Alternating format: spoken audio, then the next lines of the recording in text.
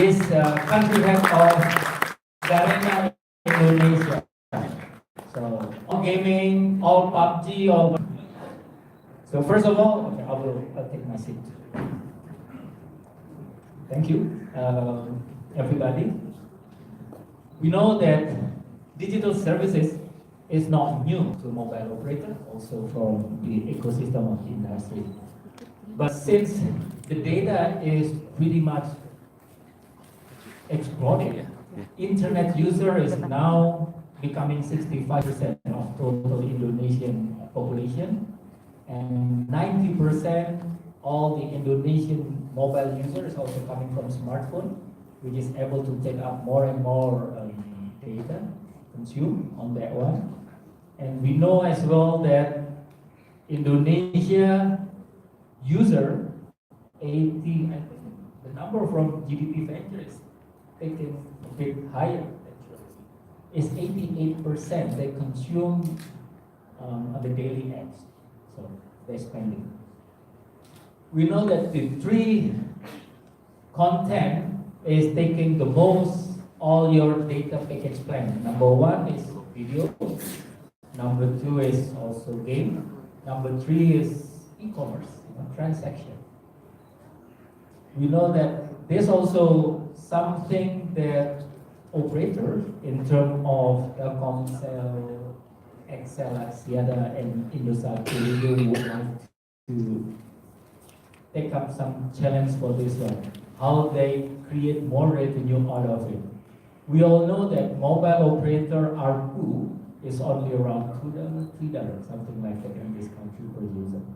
But we also know that the OTT player, the apps, the biggest apps player in even in Indonesia is taking up. They're making about $1 per sub per month, the ARPU, without spending any network coverage or the content and related operation such. And at this very specific moment, we would like to hear actually coming from all three operator, also the strategy from the mobile gamers platform, which is Garena and Makers as well, would like to present to us what is actually they are facing right now, what is their strategy moving forward, despite of the Indonesia is becoming the second lowest price for the data package around the Asia Pacific, right?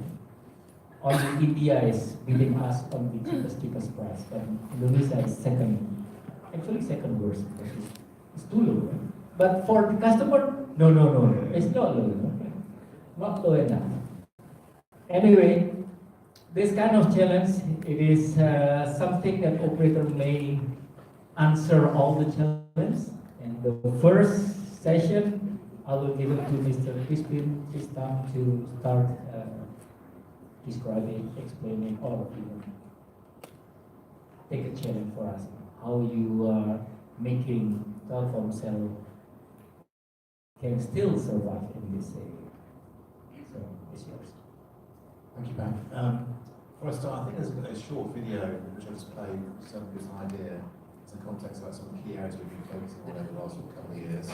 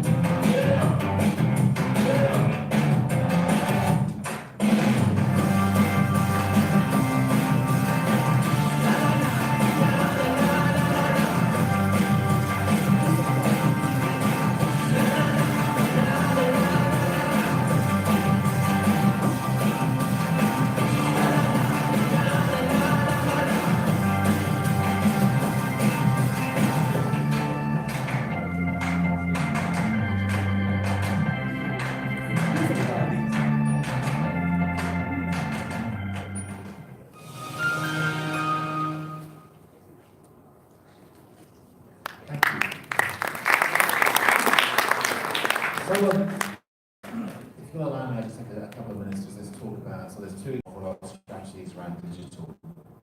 So at Telkomsel, there's three known truths that we have and we understand, which drives all our strategy. Truth number one is screen time and people consumption on the mobile phone has grown more than we thought it was going to grow. It's grown to a level beyond what we had assumed, what we thought it would be. And all that's been driven by the price data as well, but also by applications. If you go back to 2016 on network, on average, you were having roughly 4 to 5 hours screen time per month. On average, that's near 25 times across the whole network. So it's actually near 25 hours.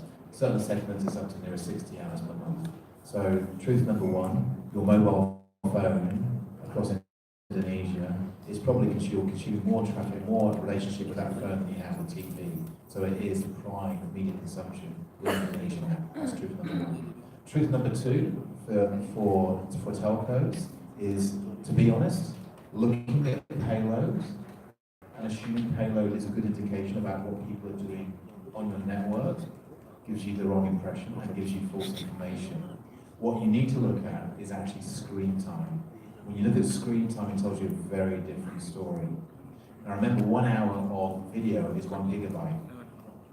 1 hour of mobile gaming is roughly 25 megabytes. When you do that and flip that round, that tells you a very different story to your payload. If you look at payload for mobile operators in Indonesia, roughly 50% of their payload is video. If you look at actually screen time, nearer 4 to 5% of their screen time is video. The biggest category is gaming, around about 35%. The other big factor now is social media is declining and gaming is growing. So that's another fact about how we think about screen time. The last aspect, the last known entity to us, and most truth is, actually when you look at screen time and you look what's happening, it tells a very different story and it also gives you an idea about what's happening in the wider digital arena, especially for B2C. 4 years ago, on our network, and I don't think it will be different for Excel and Sam, 80 to 85% of all the screen time was driven out of 3 companies out of Silicon Valley. And it was very, very hard for us to negotiate with them, etc. That's now changed. Those guys have got near 60% and also declining. So if you look at the landscape across Indonesia, 60% US-based companies, roughly 30% of all the screen time consumption is from Chinese companies, and 10% is Indonesian companies and also in the region as well. Now, you might say, well, Gojek, Stop the Key here, etc. And you're right. They probably own, they could probably 70% of all the e-commerce. But if you look at screen time, about what people are doing and engaging on their mobile phone, it's not Indonesian. So for us, as a company, that's basically 4 years ago, driven about what we're trying to do around screen time, what we're trying to drive. And that's why we've been investing very heavily into gaming and also into video. For us, we see there's an opportunity for the industry and also Indonesia, but there's also a threat as well. So let's talk about that threat first. So the threat is if this continues around gaming, we'll start to lose payload. And the business case for actually further investment into the cellular network start to decrease. That's one of the threats behind it. The other threat is, as an industry, and also as a media industry within Indonesia, if people are consuming their media via the mobile phone, and those platforms are outside Indonesia, there are implications behind that as well. So the opportunity is, I would say as an industry, we're not sleeping this time. 4 years ago, we were probably asleep and let this happen to us. I think the industry is very wide awake about the importance of screen time. It's number one. Number two, I actually think around the gaming aspect, these are partners we can work with.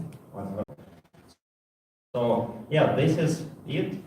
Happy to hear any questions or continue the discussion with colleagues. Thank you, Kiran. So,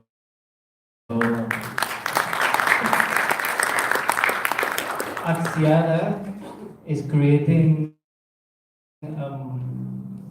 collaboration with Sumitomo, right? As one of the shareholders. Yes, correct. Sumitomo is one of our shareholders of ABA, and one of the shareholders on the group level is another Japanese company, Mitsui. They have just recently joined the pool of investors. investments for ABA. Services and these kind of solutions, so have a high potential, so new. Yeah, so telcos are generally, so and I've been in a telco already for more than 15 years, and also on the vendor side, and having worked in marketing and sales. So we are actually really good in making and producing, out-of-the-box products, mass market products, managing our infrastructure really well at very low cost. This business is quite different. Yeah. So here it requires creativity. It requires even different kind of talent. Yeah. So that's why in ATA we have people from money, but also some expertise and knowledge, from the other markets. So I think it's a very interesting area with a very high potential, and also, as you said, the ARPU of Facebook. Yeah. So almost $1. Yeah. So if you look at the ARPU, our average ARPU of operators in Indonesia, it's only 2 times more.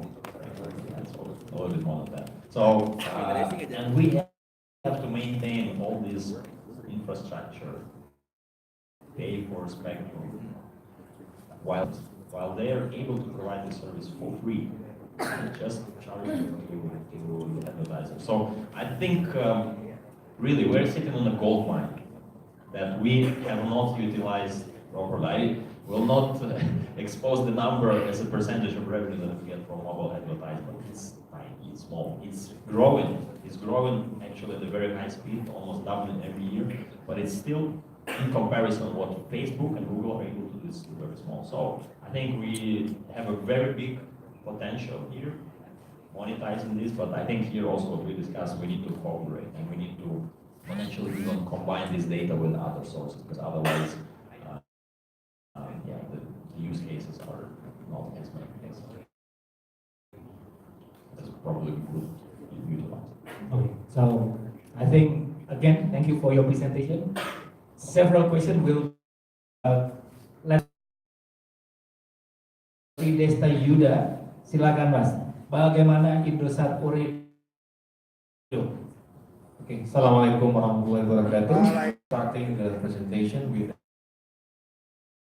our latest product. As you know, when we come to the talk of the conference, so that's why with the Super Gampa, we engage, we Google, we create on how people they can check on data, and also we can ask them also to purchase some product in our Android smartphone. As we know, Android smartphone is the larger portion of the Indonesian smartphone user, right? Compared to us, I don't mind to say that one is about that on how we see the market with Indonesia itself. So with the Super Gampa, you don't need to install your apps, whatever the name is, because you have the Android running on Google, right? So Google, the research code, your API, you're checking in what particular personalization that you have. So it's like, oh, you're a super user who has very high user on the data, and there is some information will be come to your information on the Super Gampa. So the next slide in how the Super Gampa from Google and Indosat will be presented. This is our promotion. Not the movie.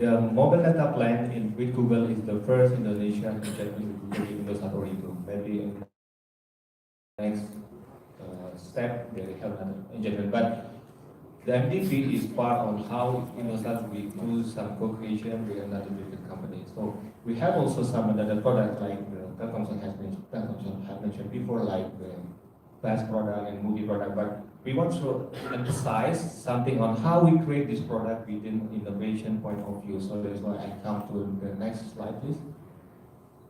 Okay. So this is another touch point. I think you have on the body one and some bigger movie have been shown in Telkomsel. So this is the venture digital innovation world. This thing that some of Indonesians need to do some moving from the consumer to the innovation. The thing that we need to know about innovation is about the innovation mentality. There's something on how you can shifting from the user to become the creator. But it's not an easy way. You need to shifting on your mindset also. But if you go to the Sandan, there is something about the now sort of how to read it, how you can move that one. So that's why you need to go on how Google, Spotify, another big company, Netflix create a product. So this is the how they do it. So there is some innovation flow here. You can see it's something that we can call about the design sprint or design thinking. It's not quite familiar. Some of you know about it, especially from the university student here. But on how I can come to creator. So that's why you need to do something about this one. You're starting how to ideate, you do some exercise. You need to know how the journey of the customer itself to become your loyal customer. You cannot push them to purchase your product because no one is on that one. If you're starting from the problem and you have the back of the problem and you start with innovation, and this is the world of your. Okay, so why are we actually shifting from PC game to mobile games? The first one will be like there are more people, so there are more users who are actually engaged with the mobile platform instead of like a PC platform. If you can count like how many people actually having like mobile phones compared to like how many people actually having desktop or laptop. So there is a big gap here. Like as you can see here, there are more than 80 million users and also like 150 million gamers in Indonesia itself. And the second thing is also like the better mobile network in terms of coverage and also like in terms of like connectivity if you compare between PC game and mobile game. So those are the two main factors. So accessibility is very key for people to actually access the mobile games content. Okay, so we actually started developing our game in 2017. Before that, is actually we just focused in terms of publishing games. So Free Fire was our first self-developed game, and it has been performing quite well in the market. So not only in Indonesia, but also in Southeast Asia regions and also in Latin America. So the game itself has been downloaded by more than 360 million, and it has been topping the Google Play chart in 2019 in Indonesia and also some other regions. Okay, so what is it about gaming, right? So gaming is not just about game developers and publishers as mentioned just now, but it's also like a lot of like important elements surrounding it. So if you can see here, there's players, influencers, there's also like a content creator, there's also like support from the government, and also like one of the most important things also like infrastructure like telco. So without telco, people cannot enjoy the content. Without telco, people cannot actually play the game like smoothly, and also they cannot even compete in a tournament. So I would like to also use this chance to also like talk a bit more about like something that's happening quite popular lately, which is about esports. So if you can see here, I'm not going to talk about esports, like what is about esports about, but I would like to emphasize on like esports is actually not only for the people who compete in the tournament, but it's also like for a lot of other players that is also like in this ecosystem. So if you can see here, all these tournaments, if you can maybe take a look, it's just maybe like people competing in front, right? But if you're talking about it, it's actually a separate industry itself. But if you can see, like there's also like players competing, of course. There's also like team managers who's actually managing the team, getting sponsors, getting funding, and also like they also have like team manager, team coaching, and the tournament itself also becoming like platform for companies to actually put their product into the market to reach out to the millennials, and also like we have a lot of like esports in the grassroots level, like all around Indonesia, in the smaller cities and stuff. So what does this do actually, like also to groom players to become like an athlete, like a sports athlete, but it's just in the electronic spectrum. So if you can see here, there are a lot of people coming to the event. First one was actually in 2015 when we did our first esports, and a lot of things has changed. Like I think lately a lot of players, more variety of players actually coming to the industry. So in 2015, maybe it's just like peripherals or maybe like a gaming processor and also like some kind of like, network infrastructure. But now actually a lot of like FMCG players also start to coming into esports, start to be involved in the esports organizing and also like in the esports team itself.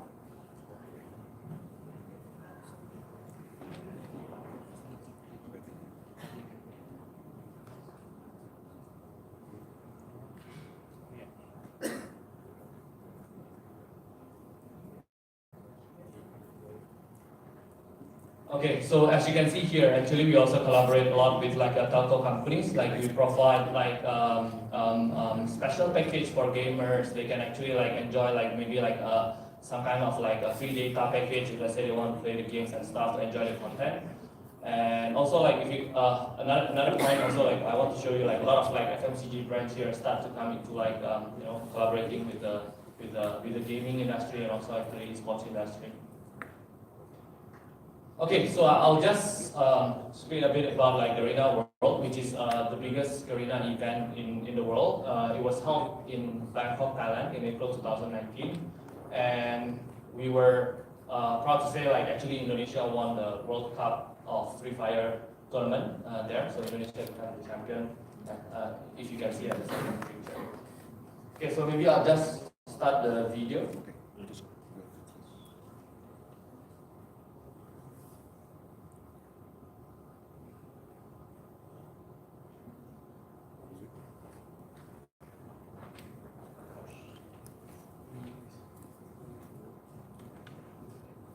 So this event is actually an annual event. Like we hold it like once a year, and this year and last year actually also happened in Bangkok, in Thailand.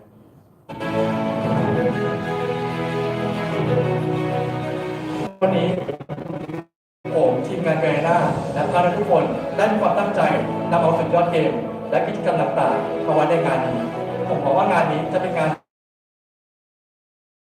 ที่จุดพลังในตัวของน้องๆทุกคนให้ทำตามความฝันและเป็นแรงบันดาลใจในโลกของพวกคุณโลกของพวกเราในงานแกรน่าเวิลด์ครั้งที่7นี้ครับ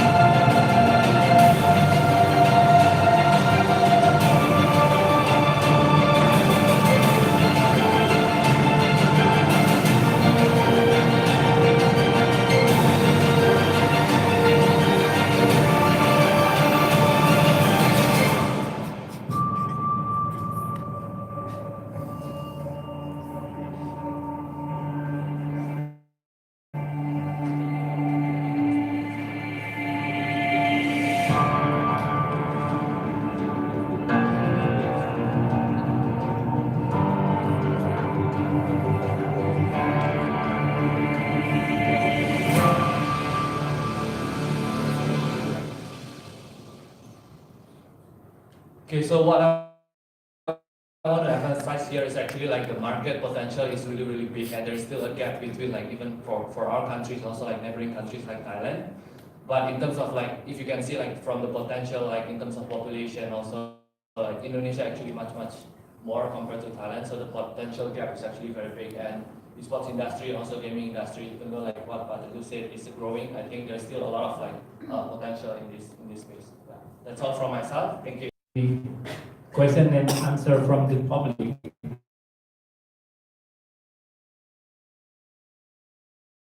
Maybe there is some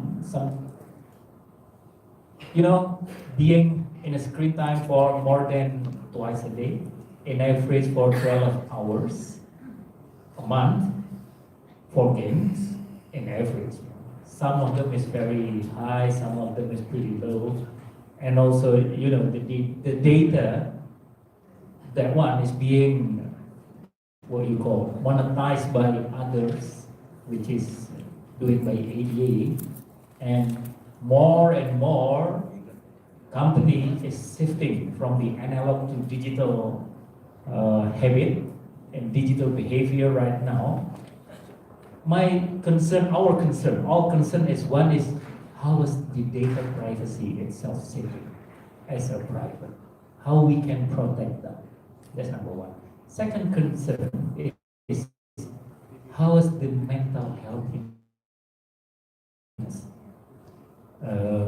what you call concern on this one. And I think the number three, the most important thing for all of us is how the gaming industry or others over-the-top industry itself can contribute to the basic infrastructure provider. So I think it will go one by one, right? So starting from Mr. Crispin, how do you think about these three things? Okay, so I'll just recap. It was around the data privacy, mental healthness, and the last one? Second one. I'll start with the easy one, the last one. So the infrastructure is pretty critical. Something sort of, as I mentioned before, on our network we have around about 60 million people, around about say 55 to 60 million people who are gamers. They're not all hardcore gamers like we just saw here. They can be my wife who logs into Candy Crush. They can be my driver who logs into a quiz game as well. But they're people who log into a gaming application twice a day. And there's a lot of focus on the hardcore games, which is great. But as a network, we have to follow our customers. And our customers have moved there in a much more rapid pace than we thought they were going. Best quality of service. We're working around also with our partners as well. Around CDN as well, and to be honest, actually, the gaming partners are all very open to it as well. So from the network side, I think they're probably all there, and everyone, and I think at least from the Telkomsel side, are very aware of this, from the CEO down, and also from the group CEO down from Telkomsel. So gaming is a number one priority for Pat Rierek and for our group CEO and also the BUM as well. Second one is around the privacy, the data privacy. I'd argue that this is no different to what we have already with social media around this as well. And this is a discussion that we probably should have had 4 years ago, but we didn't. We now have the door opened up to us again as consumers are opening to a different platform and different ways of platforms by which test more out of China. And they're very open to that. They're also open to and respectful to the sovereignty of data within Indonesia as well. So I don't think I see that's something that both as an industry need to work together and then probably come to the gaming partners and the ones I've worked with at least have all been open to that as well. In terms of the last one, the tricky one about mental health, I'd also add to that there's a mental health aspect to it, but there's also a cultural piece as well. And it's interesting, dare I say, for the first three speakers, this room was half empty.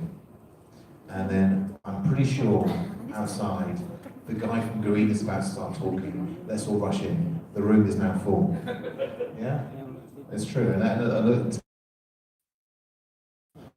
But I actually think there's a lot of positives as well around driving increased